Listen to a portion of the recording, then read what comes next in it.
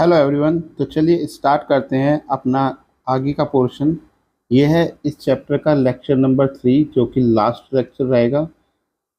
इससे पहले दो लेक्चरों में हम लोग पढ़ चुके हैं केमिकल रिएक्शन क्या होती है, केमिकल इक्वेशन क्या होती है, इनके बारे में अच्छे से डिटेल के किस तरीके से हम बैलेंस कर सकते हैं, क्या अनबैलेंस इक्वेशन होती है, केमिकल रिएक्शन की क्या क्या हमारी करेक्टरिस्टिक होती है, ये सब चीज़ें हम लोगों ने उसके अंदर पढ़ ली हैं।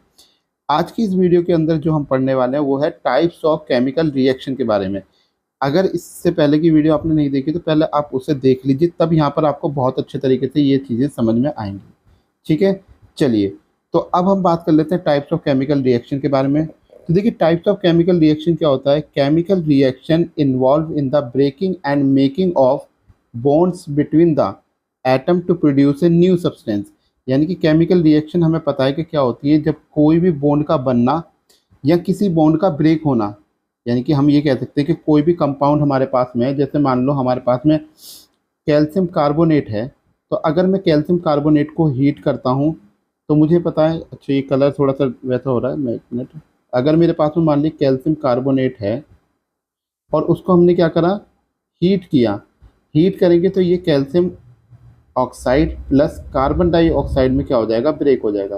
तो देखिए यहाँ पर हमारा क्या हो रहा है, जो कंपाउंड है वो ब्रेक हो रहा है किसमें, टू और मोर कंपाउंड में। ठीक है ना। या फिर ऐसा भी हो सकता है कि कोई कंपाउंड बन जाए, जैसे मान के चलिए हमने कैल्शियम ऑक्साइड लिया अपना और उसको रिएक्ट करा दिया वाटर के साथ में, तो हमें निर्माण हुआ कैल्शियम हाइड्रोक्साइड का। ठीक है। तो यानी कि चाहे वो बनने की प्रोसेस हो चाहे वो टूटने की प्रोसेस हो, दोनों ही केस को हम लोग क्या कहते हैं, केमिकल रिएक्शन कहते हैं। अब इन दोनों केस में हमें क्या हो रहा है, हर बार अलग अलग प्रोडक्ट देखने के लिए यहाँ पर मिल रहे हैं। तो टाइप्स ऑफ केमिकल रिएक्शन में हम लोग बात करने वाले हैं। देखिए, केमिकल रिएक्शन जो है वो 5 प्रकार की होती है। पहली कॉम्बिनेशन रिएक्शन, दूसरी डिकम्पोजिशन रिएक्शन, तीसरी डिस्प्लेसमेंट रिएक्शन, चौथी डबल डिस्प्लेसमेंट और पांचवी आपकी ऑक्सीडेशन रिएक्शन। ठीक है ना। ये 5 प्रकार की रिएक्शन हम लोग यहाँ पर पढ़ेंगे एकदम डिटेल में, एक एक वर्ड आपको बताऊंगा। और ये सब जितने भी नोट्स आप पढ़ रहे हो यहाँ पर, ये सब एनसीईआरटी से बहुत ही चुन के बनाए गए हैं। ठीक है ना। तो आप इन नोट्स को बहुत ध्यान से पढ़िएगा। ठीक है। तो सबसे पहले हम लोग बात कर लेते हैं कॉम्बिनेशन रिएक्शन क्या कहते हैं। कॉम्बिनेशन का मतलब क्या होता है, आप लोगों ने बहुत प्रकार के कॉम्बिनेशन पढ़े होंगे, जैसे पैंट शर्ट का एक कॉम्बिनेशन बना लेते हो आप। ठीक है ना। जो फीमेल्स होती हैं वो बैंगल्स का कॉम्बिनेशन बना लेती हैं।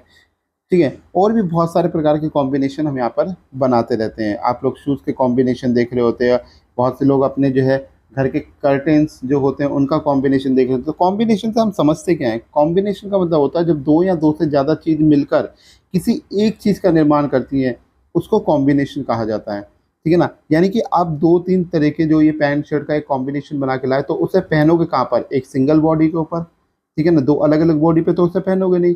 ठीक है ना। तो वहाँ पर क्या हुआ, आपकी जो बॉडी बनी वो सिंगल कंपाउंड, यानी कि वो दोनों जो है पैंट शर्ट मिलकर आपकी क्या बन गई, एक बॉडी के ऊपर पहनने का तब वो अच्छे लगे, उसको आपको एक कंपाउंड में मिले, मतलब एक सिंगल बॉडी पे वो मिले। तो हमारा कॉम्बिनेशन रिएक्शन यही होता है, a reaction in which a single product or compound form from two or more reactant is known as the combination reaction. ठीक है ना। जब दो या दो से ज़्यादा चीज़ें आपस में मिलकर एक कंपाउंड का निर्माण करती हैं तो उसको हम लोग कह देते हैं कॉम्बिनेशन रिएक्शन। जैसे एक एग्जांपल लेके हम लोग बात कर लेते हैं। जैसे हमारे पास में पहला एग्जांपल हम यही ले लेते हैं, कैल्शियम ऑक्साइड रिएक्ट वाइग्रसली।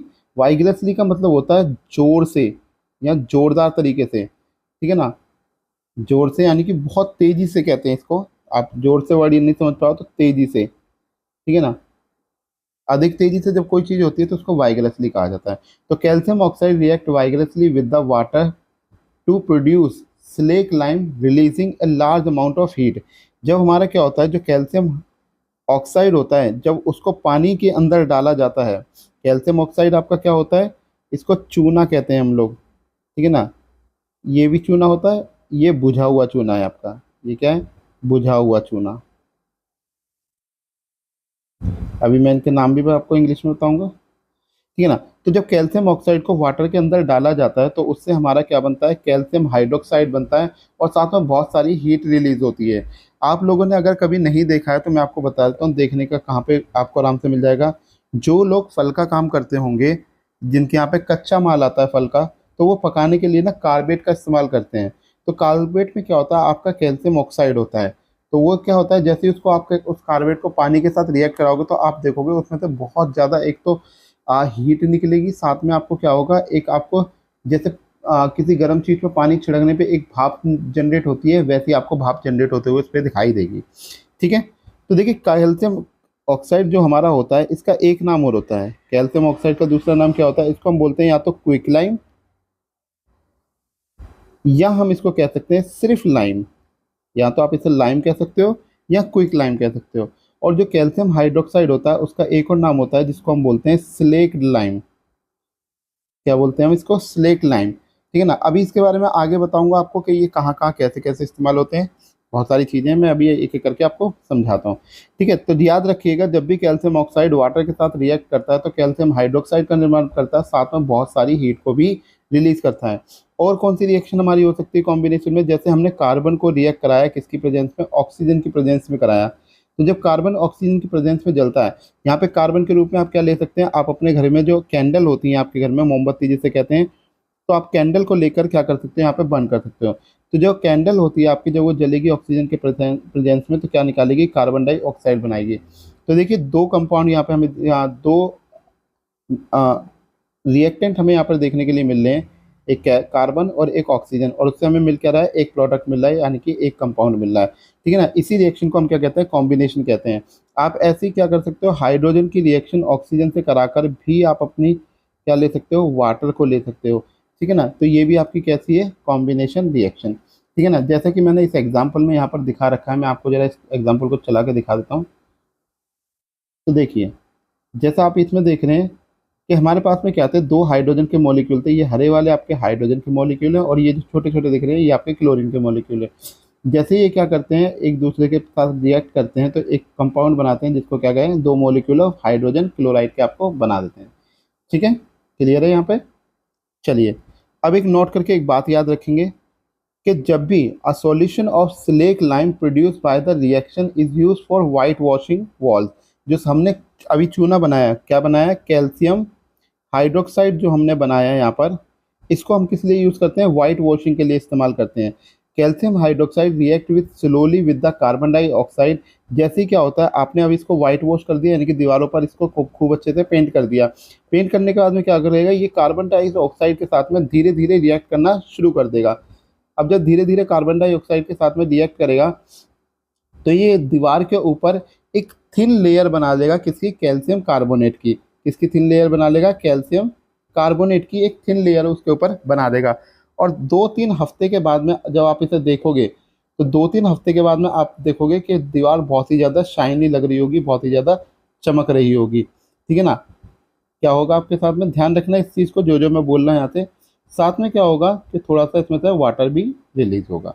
ठीक है, क्लियर है यहाँ से आपको। ठीक है ना। एक तो कैल्शियम कार्बोनेट की लेयर बना लेगा, साथ में अब ये जो वाटर इसमें से निकलेगा वो हीट की फॉर्म में बाहर निकलेगा, यानी कि आप कह सकते हैं स्टीम कह सकते हैं इसको, या आप कह सकते हो वेपर की फॉर्म में बाहर निकलेगा। ये कैसा होगा आपका, गैस फॉर्म जिसे हम कहते हैं, वेपर की फॉर्म में बाहर निकल जाएगा।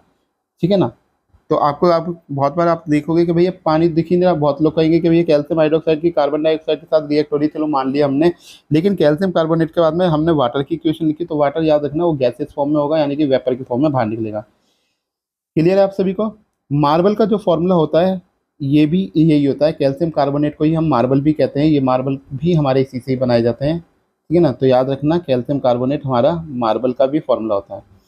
अब आगे की बात कर लेते हैं, एक्सोथर्मिक रिएक्शन क्या होती है। एंडोथर्मिक आगे पढ़ाऊंगा, जहां पर जिसकी जरूरत होगी उसके हिसाब से ही आपको समझाया जाएगा। एक सीक्वेंस है एनसीईआरटी का, उस सीक्वेंस के हिसाब से ही आपको पढ़ाया जा रहा है। एक्सोथर्मिक रिएक्शन क्या होती है भैया, एक्सो को याद करो, बस ई एक्स याद रख लो। ई एक्स का मतलब होता है एग्जिट, एग्जिट मतलब होता है बाहर निकलना। यानी कि अगर किसी भी रिएक्शन के अंदर अगर हीट बाहर निकल रही है तो उस रिएक्शन को हम लोग क्या कहते हैं, एक्सोथर्मिक रिएक्शन कहते हैं। ठीक है ना। तो क्या होगा, it is the reaction in which heat is release along with the formation of product are called the exothermic reaction. ठीक है ना। जब भी हमारे पास में क्या होता है, एक्सोथर्मिक रिएक्शन होती है तो उसमें से बहुत सारी हीट बाहर की तरफ निकलती है। ठीक है, क्लियर है। जैसे हम लोग मीथेन गैस को क्या करें, ऑक्सीजन की प्रेजेंस में जलाएं। ठीक है, मीथेन गैस यानी कि आप गोबर गैस में को अगर जलाओगे तो गोबर गैस में आपको मीथेन बहुत ज़्यादा मात्रा में देखने के लिए मिलता है। ठीक है ना। तो जैसे ही आप मीथेन गैस को क्या करोगे, ऑक्सीजन की प्रेजेंस में जलाओगे तो उसमें से क्या निकलेगा, एक तो कार्बन डाइऑक्साइड निकलेगा, साथ में क्या होगा, गैसियस फॉर्म में आपको वाटर भी देखने के लिए मिलेगा। और बहुत सारी आपको क्या होगा, एक्सोथर्मिक की हमने बात करी है तो भैया हीट बाहर निकलेगी, हीट निकलेगी तो मतलब तुम्हें लाइट भी बाहर निकलते हुए दिखेगी, किस फॉर्म में, हीट की फॉर्म में, ठीक है ना। हीट की फॉर्म में एक लाइट भी बाहर निकलते हुए जलेगी, यानी कि कोई चीज़ जल रही है। जैसे मेरे पास ये डायग्राम आप देख रहे हैं, मैं इस डायग्राम को रन कराता हूँ आप लोगों के लिए। ये देखिए, जैसे ये जलने लग रहा है तो देख रहे हैं कि इसके जलने पर क्या हो रहा है, यहाँ से बहुत सारी हीट बाहर निकल रही है, आग बाहर निकल रही है, साथ में लाइट भी यहाँ से निकल रही है। क्लियर है आप सभी लोगों को? चलिए, तो नेक्स्ट बात करेंगे। नेक्स्ट एग्जांपल जो है हमारे पास में वो है respiration is the exothermic process. जो रेस्पिरेशन होता है, जो सांस हम लेते हैं, जिसे श्वसन प्रक्रिया भी कहते हैं, ये भी क्या हमारी एक एक्सोथर्मिक रिएक्शन होती है, ठीक है ना। इसकी रिएक्शन अभी जब हम लोग छठा चैप्टर पढ़ेंगे तो रेस्पिरेशन की मैं पूरी रिएक्शन आपको पढ़ाऊंगा दोबारा से। तो अभी के लिए आप याद रखिए, जो भी फूड आप लोग खाते हो, रेस्पिरेशन के दौरान क्या होता है कि जो फूड आपने खा रखा है, तो जैसे ही आप सांस लेते हो तो ये क्या करता है, उस फूड को जाकर बर्न करता है, साथ में इसे ब्रेक करने में मदद करता है। और इससे हमारे शरीर के अंदर से क्या होती है, कार्बन डाइऑक्साइड के रूप में हमारी जो सांस हम छोड़ते हैं वो कार्बन डाइऑक्साइड के रूप में निकलती है, साथ में बहुत सारा वाटर रिलीज होता है, साथ में एनर्जी रिलीज होती है। उसी एनर्जी की वजह से हम लोग काम कर पाते हैं, ठीक है ना। जो सब्जियों का सड़ना होता है, decomposition of vegetable matter into compost, तो जब सब्जियां सड़ती हैं उन सड़ने को भी हम लोग क्या कहते हैं यहाँ पर, अपना एक्सोथर्मिक प्रोसेस कहते हैं या एक्सोथर्मिक रिएक्शन कहते हैं।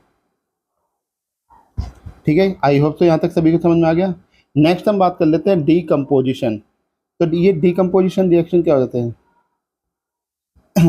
डीकम्पोजिशन रिएक्शन एक ऐसी रिएक्शन होती है जिसमें सिंगल कंपाउंड ब्रेक होता है into two or more small compound और एलिमेंट्स। ऐसी रिएक्शन जिसके अंदर क्या हो रहा है, एक सिंगल कंपाउंड ब्रेक हो रहा है, किसमें, दो या दो से ज़्यादा एलिमेंट्स के अंदर। अब यहाँ पर देखिए, जो डिकम्पोजिशन रिएक्शन है उसको करने के लिए, जो डिकम्पोजिशन रिएक्शन है हमारी, वो तीन तरीके से कंप्लीट होती है। पहला तरीका जो होता है हमारा डिकम्पोजिशन का, फर्स्ट जो होता है on the basis of thermal, यानी कि हीट के बेस पर, यानी कि हीट रिक्वायरमेंट होगी हमारी। दूसरा on the basis of electricity, यानी कि करंट के बेस पर, यहाँ पर हमें क्या जरूरत होगा, करंट जरूरत होगा। और तीसरा हमारे पास में होता है इलेक्ट्रोलिटिक,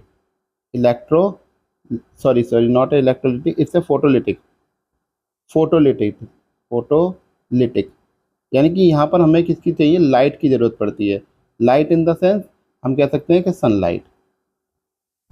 तो तीन प्रकार से हम डिकम्पोजिशन रिएक्शन को कर सकते हैं। अब एक एक करके यहाँ पे पढ़ते हैं हम लोग कौन सी रिएक्शन किस तरीके से हमारी होगी।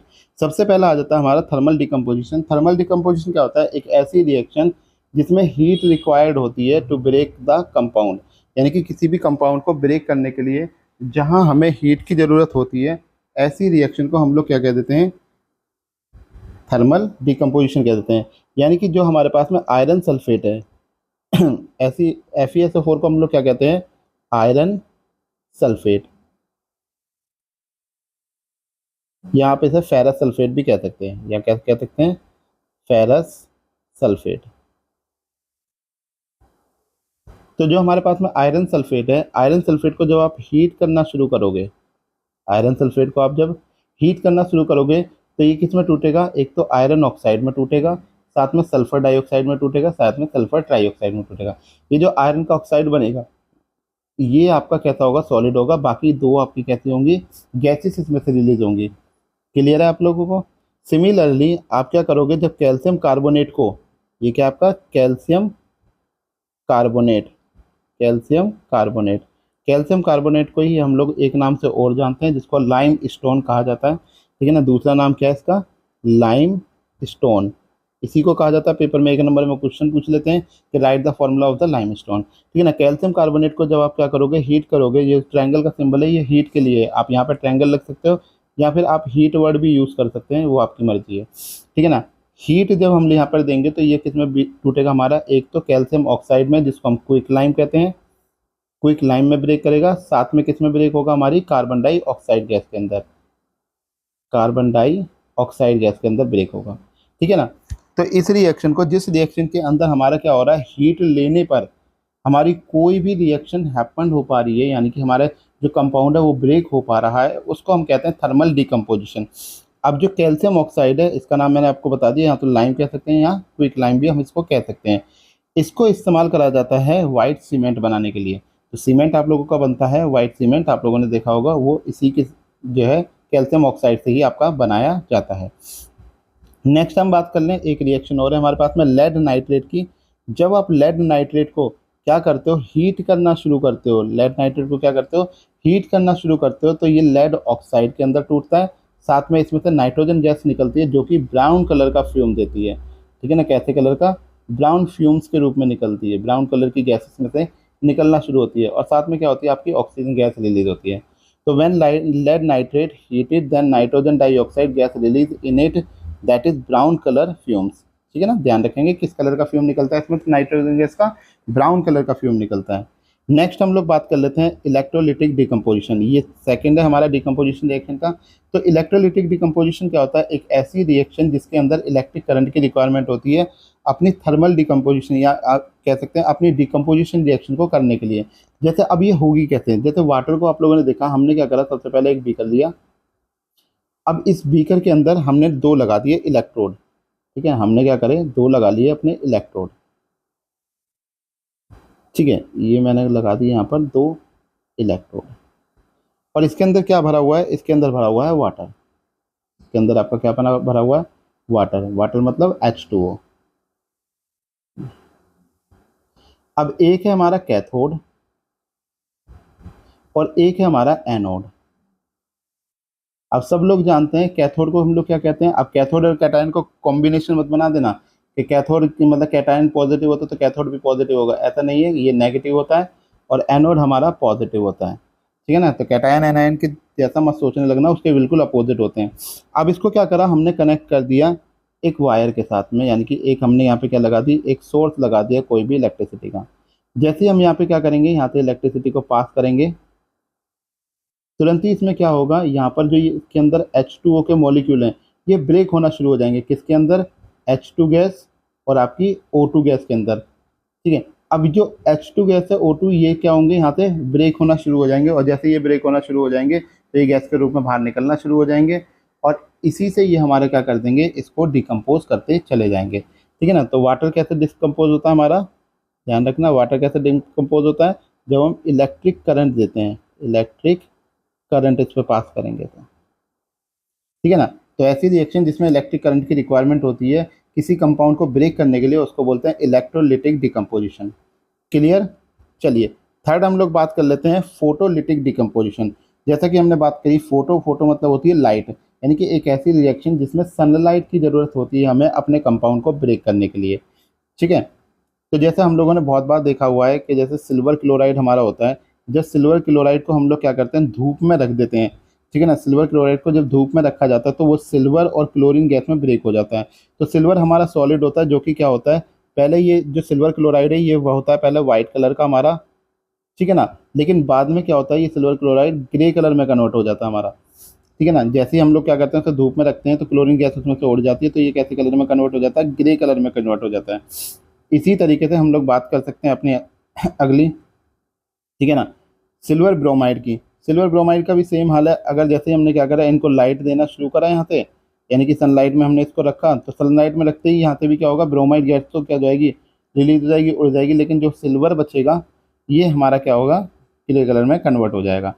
अब ये रिएक्शन जो है, जो हमारी सिल्वर ब्रोमाइड वाली रिएक्शन है, ये हमारी यूज़ होती है ब्लैक एंड वाइट फोटोग्राफी के अंदर, हम इसका इस्तेमाल करते हैं। यानी कि जो ब्लैक एंड वाइट फोटोग्राफी आप लोगों ने देखी है, यहाँ जैसे हम लोग कहते हैं बाबा आदम के ज़माने की फ़ोटोग्राफी, तो ये जो ब्लैक एंड वाइट फोटोग्राफी होती है ये हमारी इसी तरीके से की जाती है।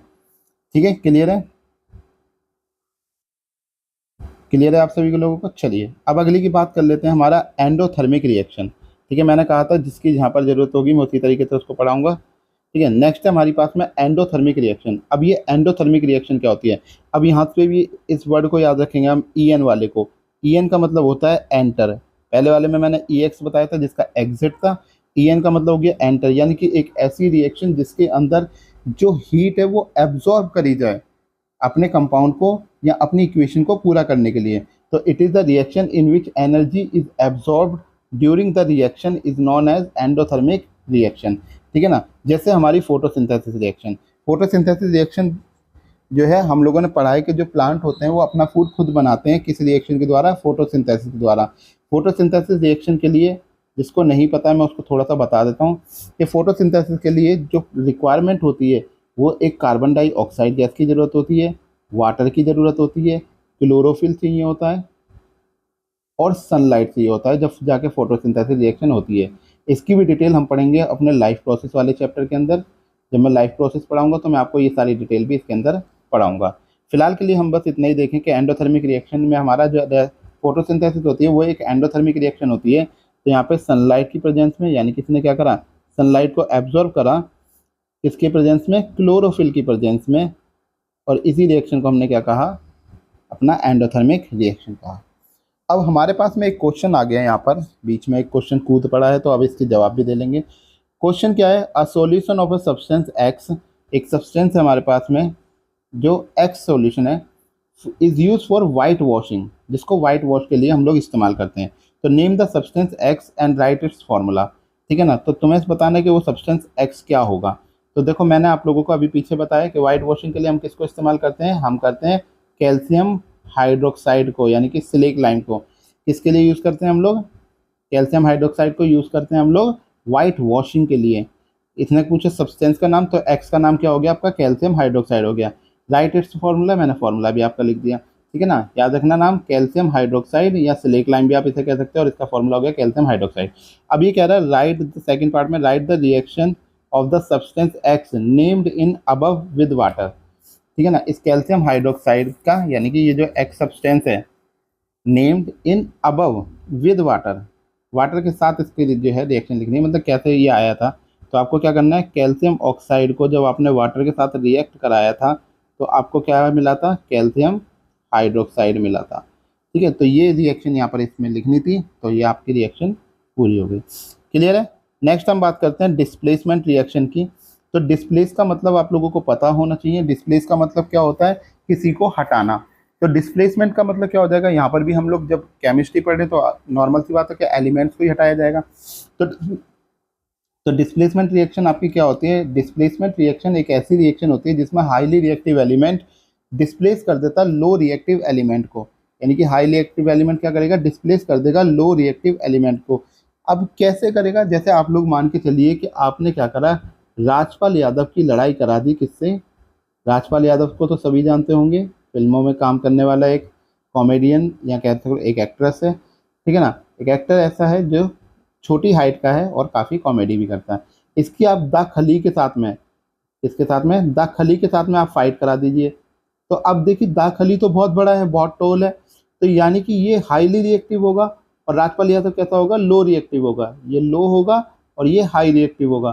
तो ये क्या करेगा, जब इससे लड़ाई कराओगे तो ये राजपाल यादव के एक चांटा मार दें या उठा के पटक देगा, तो राजपाल यादव तो वैसे ही लड़क लेगा। ठीक है ना, तो यानी कि खली यहाँ पर क्या हो रहा है, हाईली रिएक्टिव हो रहा है, और राजपाल यादव कैसा हो गया, लो रिएक्टिव। तो हाई रिएक्टिव एलिमेंट जो लो रिएक्टिव एलिमेंट को हटा देते हैं, तो उसी रिएक्शन को हम लोग कह देते हैं डिस्प्लेसमेंट रिएक्शन। जैसे कि हमारे हम बात कर रहे हैं आयरन की।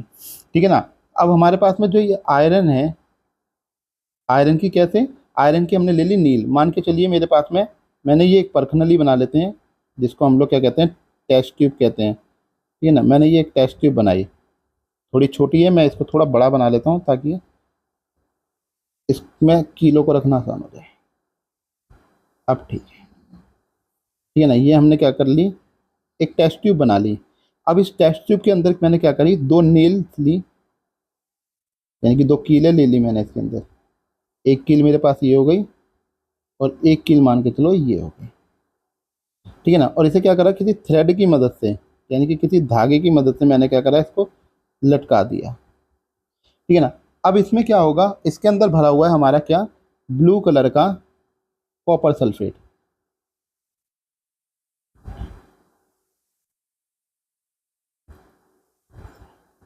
तो इसमें ये भरा हुआ है हमारे पास में कॉपर सल्फेट, और इसके अंदर हमने क्या डाल दी, ये Fe डाल दिया, यानी कि अपनी नेल से डाल दी, नेल से डाल दी, यानी कि कीले डाल दी इसके अंदर। ठीक है ना, अभी कॉपर सल्फेट कैसा है, ब्लू कलर का एक सॉल्यूशन है हमारे पास में, और नील कहती है हमारे पास में एक आयरन है। ठीक है ना, अब थोड़ी देर बाद में क्या होगा, ये आयरन क्या करेगा, आयरन इस कॉपर को यहाँ से क्या करेगा, रिप्लेस करेगा, और खुद जाकर यहाँ पर क्या बनाएगा, कॉपर सल्फेट बनाएगा।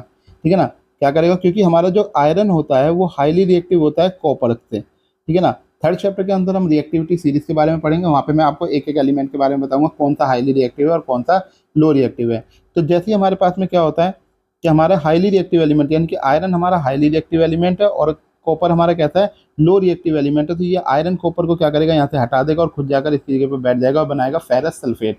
ठीक है, क्या बनाएगा यहाँ से, ये फेरस सल्फेट या आयरन सल्फेट भी आप इसे कह सकते हो, फेरस सल्फेट बनाएगा। साथ में क्या होगा, कॉपर को बिल्कुल अलग कर देगा। तो कॉपर को सेपरेट करने की एक बहुत अच्छी तरीका होता है हमारा डिस्प्लेसमेंट रिएक्शन। अगर हमें किसी चीज़ में से कॉपर निकालना है तो हम उसको आराम से इस तरीके से निकाल सकते हैं। ठीक है, दूसरा सेम हमारे पास में जिंक के साथ में, जिंक जब कॉपर सल्फेट से रिएक्ट करता है तो वो क्या करता है, जिंक सल्फेट बनाता है, साथ में कॉपर को अलग कर देता है। सेम हमारा लेड की बात करें, ये सब हाईली रिएक्टिव एलिमेंट है जो कॉपर से बहुत ज़्यादा हाईली रिएक्टिव है, तो कॉपर को यहाँ से हटा देंगे और खुद जाकर उसकी जगह पर बैठ जाएंगे। तो this reaction is called the displacement reaction. ठीक है, ध्यान रहेगी ना आपको ये बात। चलिए अब हम बात कर लेते हैं डबल डिस्प्लेसमेंट रिएक्शन क्या होता है।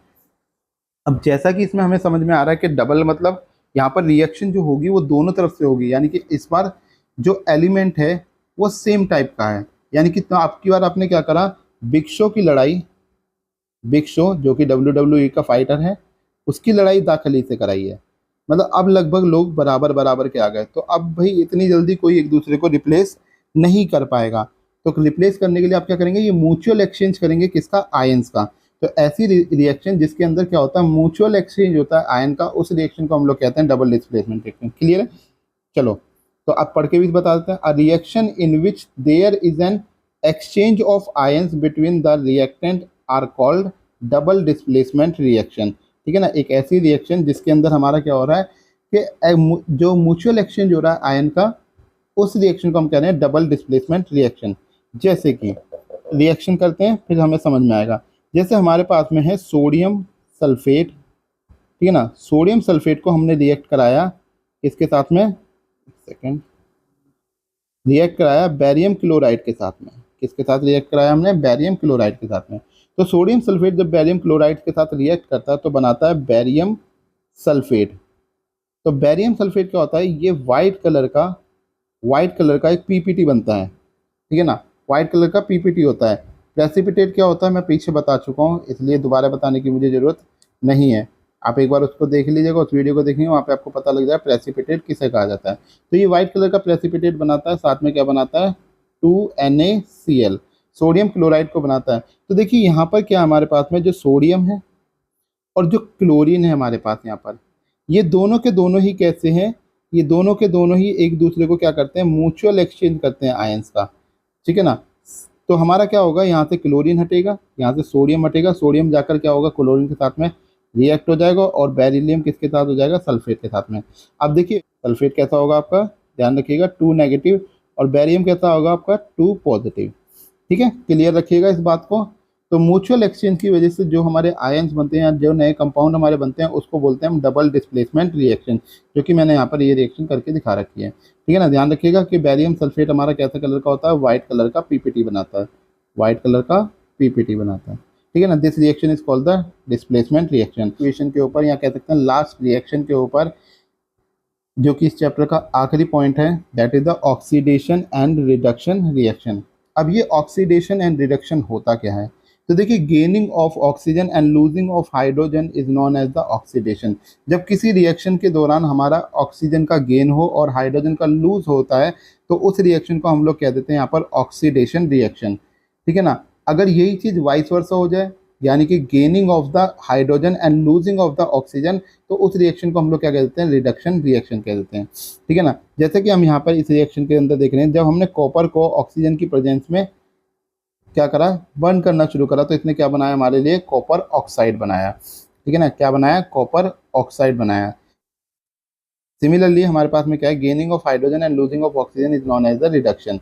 अब इसका भी एक एग्जांपल देख लेते हैं। जैसे यहाँ पर कॉपर ऑक्साइड है, इसमें जब मैंने हाइड्रोजन गैस को पास करा तो हमें क्या मिली, यहाँ पे कॉपर प्लस H2O मिला। सेम हमारा जिंक ऑक्साइड में भी हमारा सेम ही काम हो रहा है। जिंक ऑक्साइड को जब कार्बन के साथ क्या करा, रिएक्ट कराया, तो जिंक ऑक्साइड और कार्बन मोनोऑक्साइड हमें मिली। एक चीज़ और ध्यान रखिएगा, जब दोनों रिएक्शन हमारी एक साथ होती हैं, जैसे कि हमारा इस रिएक्शन के अंदर हो रहा है, जो कॉपर ऑक्साइड है हमारा, कॉपर ऑक्साइड जब उसको क्या करा गया, हाइड्रोजन के साथ रिएक्ट कराया गया, तो हमें मिला कॉपर प्लस H2O। तो इस रिएक्शन के दौरान देखिए यहाँ से कॉपर का क्या हो रहा है, कॉपर के पास में जो ऑक्सीजन था उसका क्या हो रहा है, लॉस हो रहा है यहाँ पर। यानी कि यहाँ पर हमारे पास क्या रिएक्शन हो रही है, फिर रिडक्शन हो रही है। और हाइड्रोजन का यहाँ से यहाँ आते समय हमारा क्या हो रहा है, गेन हो रहा है, यानी ये हो रही है हमारी ऑक्सीडेशन रिएक्शन। तो जब दोनों ही रिएक्शन एक साथ घटती हैं तो ऐसी रिएक्शन को हम कहते हैं रिडॉक्स रिएक्शन। जब एक ही रिएक्शन के अंदर दोनों बात एक साथ हो जाए, यानी कि गेनिंग ऑफ ऑक्सीजन भी हो रहा हो और हाइड्रोजन का लॉस भी हो रहा हो, ठीक है ना, दोनों ही बात हो रही है, तो ऐसी रिएक्शन को हम लोग क्या कह देते हैं, रिडॉक्स रिएक्शन कह देते हैं। ठीक है, आई होप सो आप सभी लोगों को पूरा चैप्टर समझ में आ गया होगा।